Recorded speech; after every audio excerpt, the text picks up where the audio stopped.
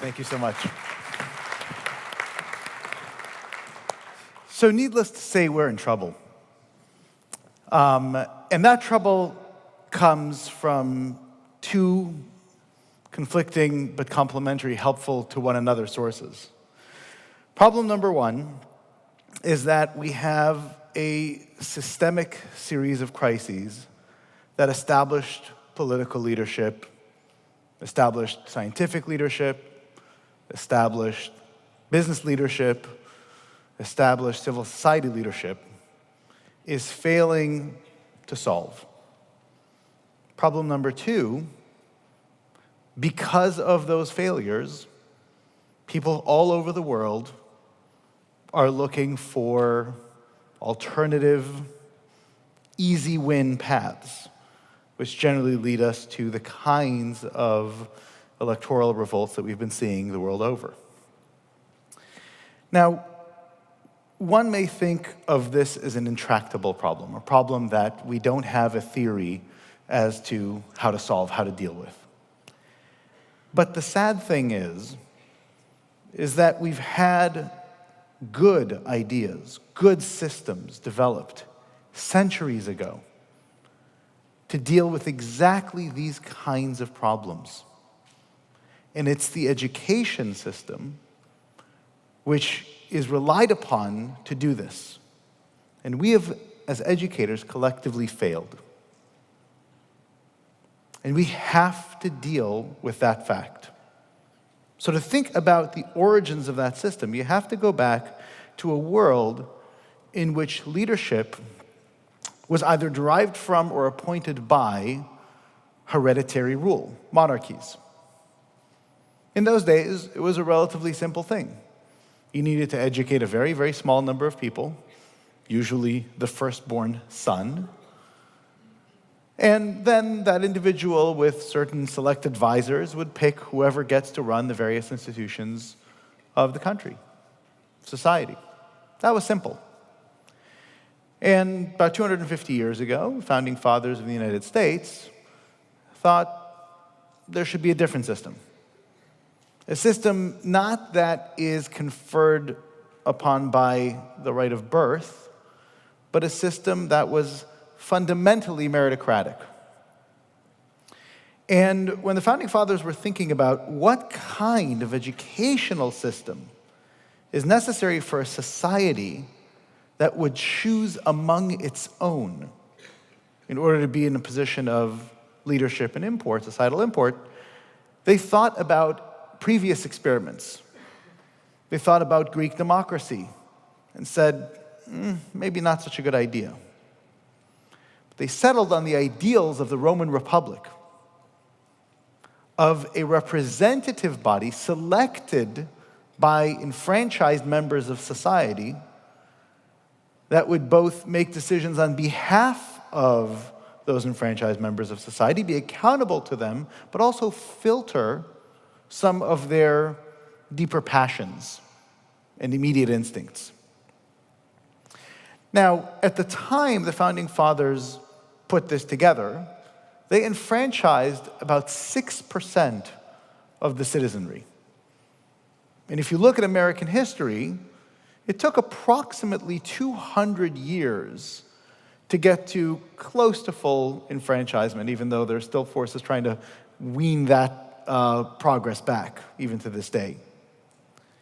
Now, in that period of time, the assumption was, and the founding fathers were progressives.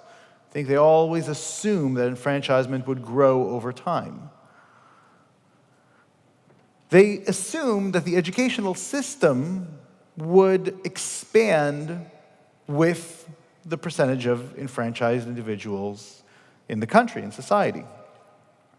But unfortunately, the ideals of the founding fathers in creating an education were not only rarely implemented, but even when they were eventually rolled back. Now, why is that? It's because the ideal of a liberal arts education, the concept that those enfranchised members of society should be skilled at the various arts, the various fields of thinking that are prevalent in society, that are necessary to make decisions of consequence, is tough. It's hard work. And it requires a level of institutional design and institutional thinking in order to be able to impart it, in order to be able to work with students to develop the person. But that's not something that's easily scalable. In fact, it's not something that is easy to argue, certainly not in times like the ones we've passed through in the 20th century. Now, ironically, it was somewhat easier in the 18th century. And the reason for that was that the sum of human knowledge was quite limited. And so the desire to impart information, or the need to impart information, was tempered by the fact that we just didn't know that much. And because of that, you could allow schooling to both disseminate information and also to develop the whole person. But that model of doing both things at once broke down over time. By the 20th century, the amount of information that we knew was far too vast. You couldn't teach a student effectively all of the things that they needed to quote-unquote know. And when you tried to curate reading this book versus that book, thinking about this societal history versus that societal history, thinking about this perspective of science versus that perspective of science, you could no longer make those types of decisions. And so the sad turn of events occurred 50-some years ago when students justifiably rebelled against the picking of information. But the response of the educational system, rather than agreeing and understanding that curating particular forms of information is not the best route for education, but sticking to the ideals, however flawedly implemented, but sticking to the ideals of a true, holistic, general education, effectively, American higher education abandoned the enterprise altogether. American higher education allowed students to choose whatever they wanted. Huge array of options and courses that students would pick randomly from, ideally where they would get the highest grades, which isn't a hard thing because grade inflation means almost every class provides high grades in American higher education. And then confer a degree. And all of those courses were largely disseminating of information. And of course, that would make sense because if you have 1,000 courses you choose from, and you choose 30 of them, how can you provide a structured intellectual path? One professor has no idea what other courses you've taken. They don't know what you're strong at or weak at. They don't know what are the things that you're grappling with or concepts you don't understand. And by the time some of them in small classes, though those are few and far between, will get to understand you, the semester is over and you move on to the next professor. And so if we think about how do we fix this problem, how do we go back to first principles, we have to actually think not just about what we teach, not about how we teach. We also have to think about who we teach and where we teach. You have to rethink the entire enterprise of higher education from the context of today's world. Now, one caveat before I explain a little bit about our approach and how we think about this. You'll notice that I have been talking about an American model.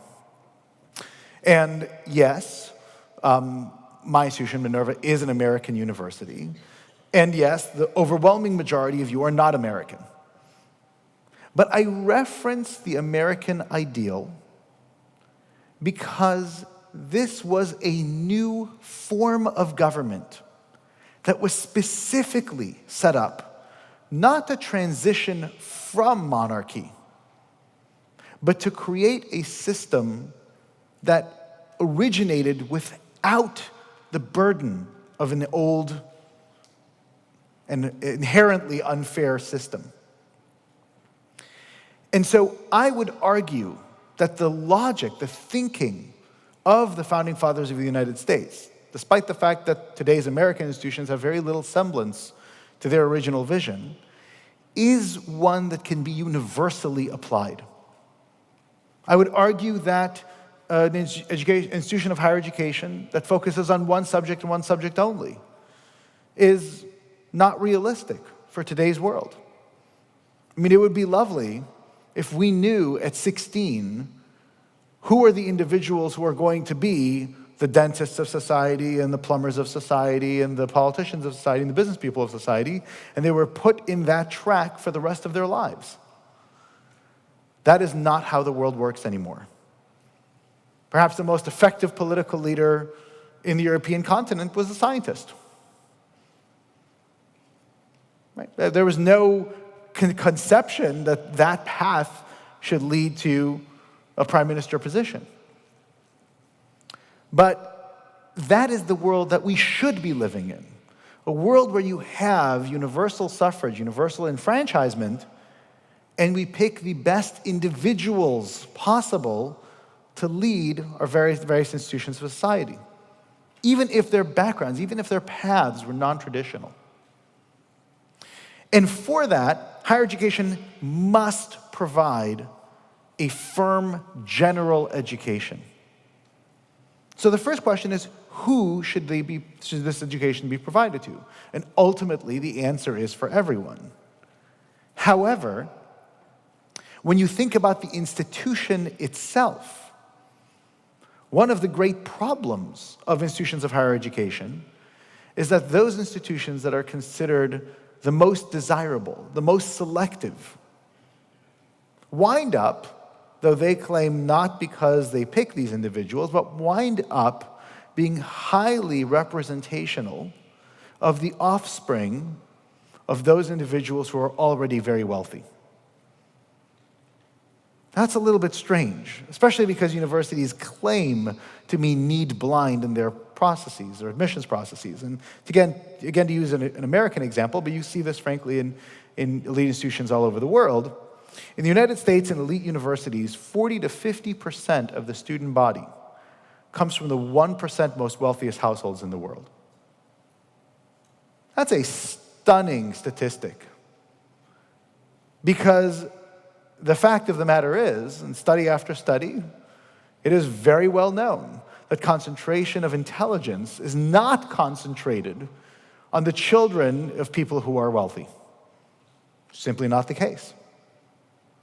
Yet these institutions that are in many ways gatekeepers to the future trappings of power, the future positions that enable people to move the world forward, are largely devoted to perpetuating hereditary rights. This is a problem. Some universities do this in rather direct ways. For example, American universities will actually ask you, where did your mother and father and grandfather and great-grandfather and great-grandmother go to school? And they take that into account as to where you go in. Other systems are more egalitarian, supposedly, and they look at test scores, right, and what you've achieved on standardized tests. However, the preparation required to do well on those tests is greatly enhanced by money. Paying for tutors, paying for good schools versus bad schools, quote unquote, that give students of privilege a leg up. This is a problem that has to change.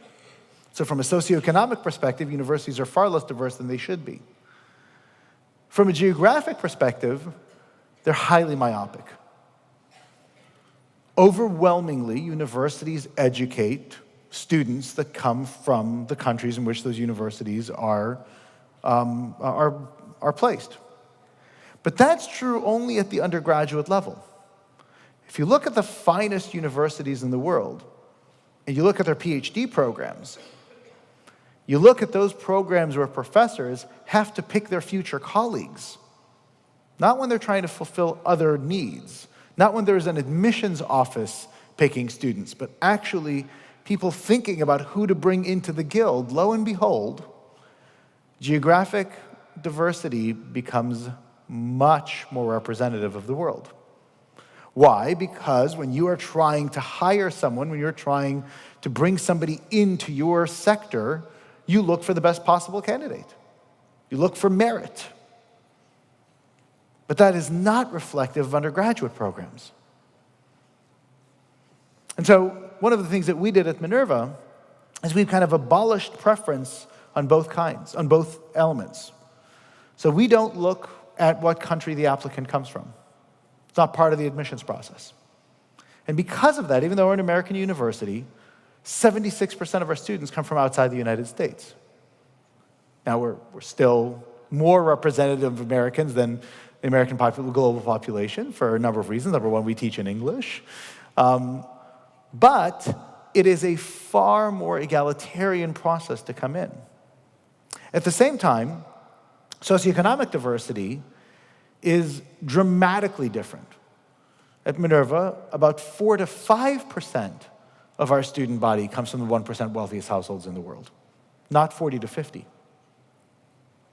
And again, that's what happens when you don't allow for wealth to play a part in the admissions process. Not explicitly by asking who their parents are, because we have no idea, and not implicitly by looking at things like test scores or pre-written essays that all can be helped with from a cash perspective. Then the question is, what do you teach? And it's true that at some point you do need to prefer some knowledge of particular sectors, particular industries. And we have typical areas of concentration, majors, electives, etc., to allow students to explore various subject matter. But we take general education to be the core of what we do. And so all of our students coming into Minerva get taught underlying elements that together make up 4 broad capacities. How to think critically, how to think creatively, how to communicate effectively, and how to understand effective interactions, both interpersonal and cross-systemic. Now, this may sound like what every university claims to do. And in fact, I remember one time I was having a meeting with a trustee of a very, very prestigious university. And he said, unprompted, which I always enjoy, you know, at our university, we teach our students how to think critically. To which I responded, really? How do you do that? Now, this is interesting because he'd never actually been asked a critical thinking question about the claim that he just made. And evaluating claims is one form of critical thinking. And he was taken aback because he'd never thought about this before. And he thought a little bit, and he said, you know, perhaps we didn't used to, but now, effectively all of our students take at least one class in computer science. I said, okay, is that critical thinking? One could argue that's actually the antithesis of critical thinking if all of your students elect to take one class in a particular subject. And he thought a little bit more about it, and to his credit, he said, no, I guess you're right. That's not critical thinking. And he said, you know, a lot of our students now, not all, but a lot, are taking a class around this concept of design thinking. I said, okay, but isn't that creative thinking, not critical thinking? He acknowledged that. He thought for about 10 more seconds, and then he said, you know, it's too hard to teach critical thinking. It was about 45 seconds between making the claim that he has made for decades and realizing that that claim was just not true. And the fact of the matter is, if any of you were to tell anybody else, we teach our students economics, and they said, really, how do you do that? You say, by the study of physics. That would sound a little bit strange. And in fact, when you think that you teach critical thinking by teaching subject matter, it simply doesn't work. And it doesn't work because of 2 important principles in the science of learning. The first principle is this concept that you actually have to practice, deliberate spaced practice of what it is that you want to teach. And critical thinking isn't a thing. It's a combination of a whole bunch of things. Right? One example that we just used, or I just used, is this idea of evaluating claims. Somebody makes a claim, you evaluate it. Right? But even evaluation of claims isn't a thing. There are many ways of evaluating claims. You can think about the logic of the claim. You can think of the reasoning behind it. You could think of the statistics or proofs that are used to create that claim, the experimental design behind it, right, for those claims that use that. Right? But there's a very different kind of critical thinking. For example, making a decision trade-off. Should I take path A or path B? And the underlying concepts behind that are also very different from one another and from the ones associated with evaluating claims, and so forth and so on. And so if you want to teach critical thinking writ large, you actually have to teach component parts. And you have to teach them and practice them over time. Now, the second problem is that in order for education to actually occur, right, a student must be able to learn concepts, learn ideas or habits of mind, and then, unprompted, in new contexts, apply those ideas. Otherwise, education has not occurred. That's in many ways the definition of education, this concept of original far transfer. Yet the mind doesn't work that way. If you teach somebody an idea in one context, the brain generally doesn't know how to conceptualize it and recontextualize. And the only way to actually do that, again, through the science of learning, is to teach concepts in particular contexts, to explain the conceptual framework, and then to recontextualize over and over and over again until the concept is fully understood and internalized. And then original far transfer can occur. And so in order to do something like that, you have to create a taxonomy. You have to label and name the various component parts. You have to deliberately introduce them. You have to measure student performance on how they apply them. And then you have to change the context in which these concepts are applied over and over again and measure and give feedback for students until they've mastered these ideas. And at Minerva, we have 118 of these habits of mind and foundational concepts that together make up the totality of our first year of education. And for the next 3 years, as you study your major and concentration, as you explore various electives, every class that we offer references back to those 118 habits and concepts, and in fact, students get assessed on it. And this has to do with the how you teach. I don't think this is an audience I need to advocate the problems of this format of dissemination of information, the lecture, which I believe we all know is not very effective. The best way to actually make sure that students learn is via full engagement. If you engage with the material, you will remember it. If you will not engage with it, you will not remember it. And so unfortunately, almost everything I tell you now will go right out of your brain within a few short days, weeks, or months for those of you who are really trying to engage. But I hope that in the meantime, it'll at least inspire you to think through it yourselves and create something of value for yourselves that'll last with you. And so in our model, we have no lectures. We, in fact, have no courses whose purpose it is to disseminate information. For all of those needs, we actually require our students to learn in a self-paced environment so that when they come to class, they're ready to apply what it is that they've learned. We've developed a technique that we refer to as fully active learning. Fully active learning means that 100% of students must be engaged with the material at least 75% of the time. And the only way to do that is to create small class environments. Our classes are never more than 19 students per class. And to have structured techniques that allow for active participation at all times, so that even when 2 students, for example, are debating, the other 15 students in class aren't just listening, but they're actively doing something with the material. So for example, rating what the students are saying on a second-by-second basis, that's their effectivity. That enables for fully active learning as opposed to semi-active or passive learning. And the second part is to ensure that FAR transfer is measured, tracked, provided feedback on, and then used.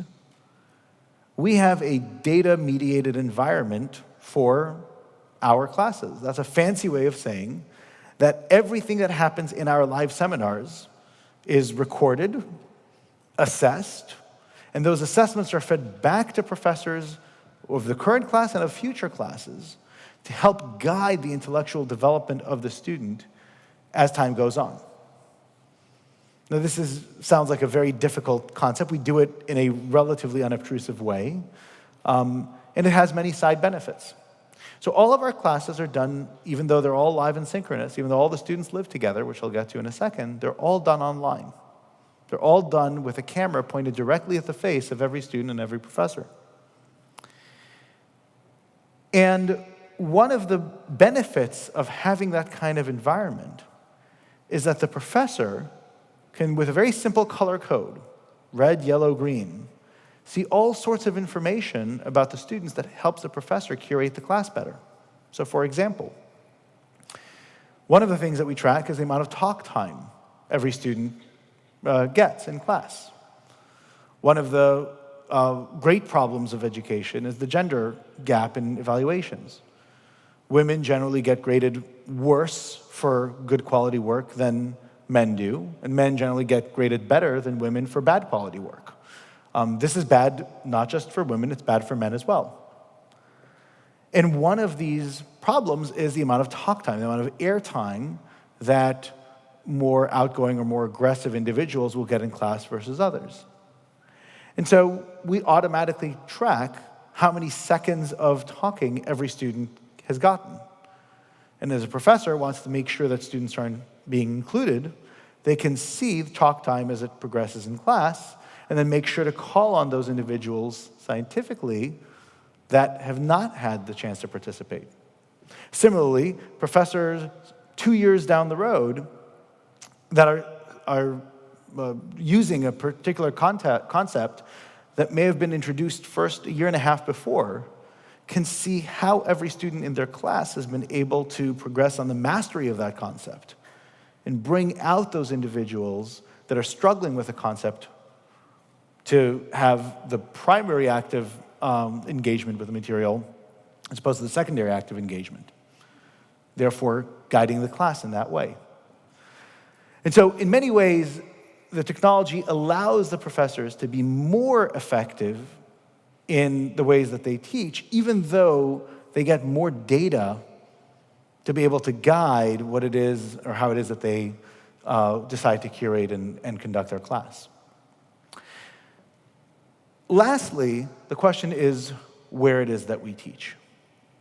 You know, I started this conversation talking about, or this one unidirectional conversation, which I hope will continue later on, talking about the problems that we face in the world. And one of the great core problems, barriers that we face in order to solve these problems is how myopic our citizenry and our leadership is. People who do not understand what an open and free world, or how important an open and free world is to them, and think of it as a danger that they need to be protected from. People who don't understand cultural context, who don't understand the quote-unquote other, and then either lead or pressure others to lead societies in bad directions. And so another thing that we do, not only by bringing students from all over the world and giving them component parts of ways of thinking systematically and ensuring that they progress on mastery of those parts and be able to synthesize and create solutions themselves to those problems, but we want to make sure that they get different contextual implementations of that. Effectively do original far transfer in different contexts around the world.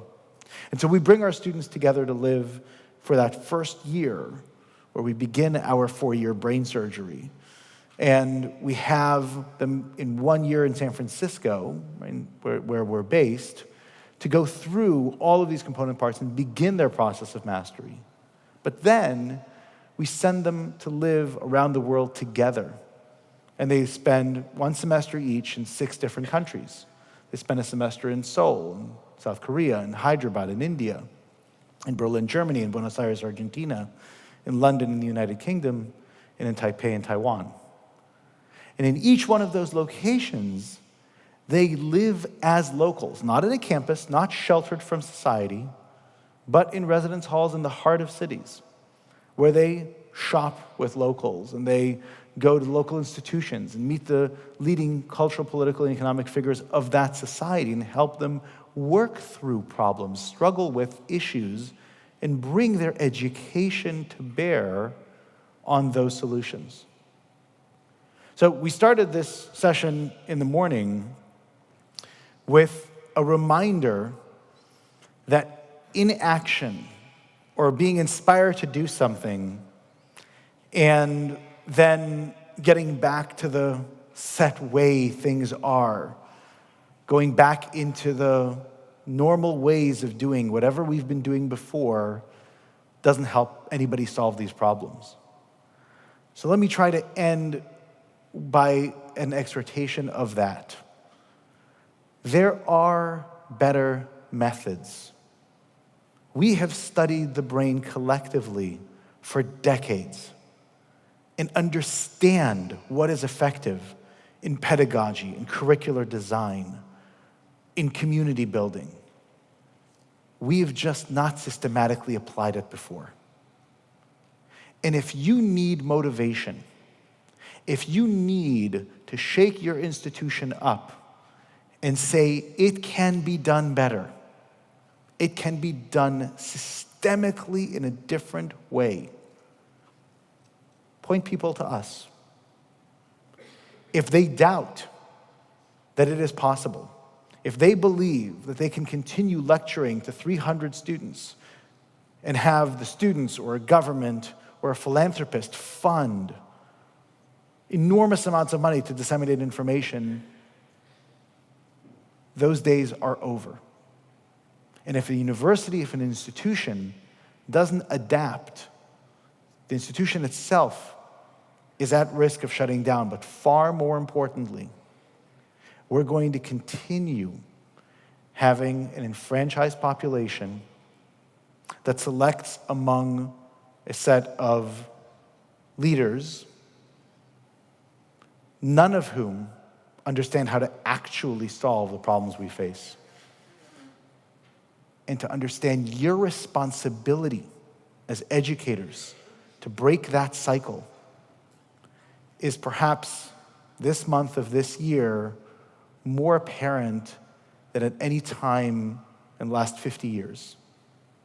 And I hope that if you were as troubled by the events of last week as I was, if you were as troubled by all of the things that have happened over the past few years and all the things that may be occurring in the next year, in new elections all over the world, that you stop expressing outrage and you do something about it. With that, I wish you luck. Thank you.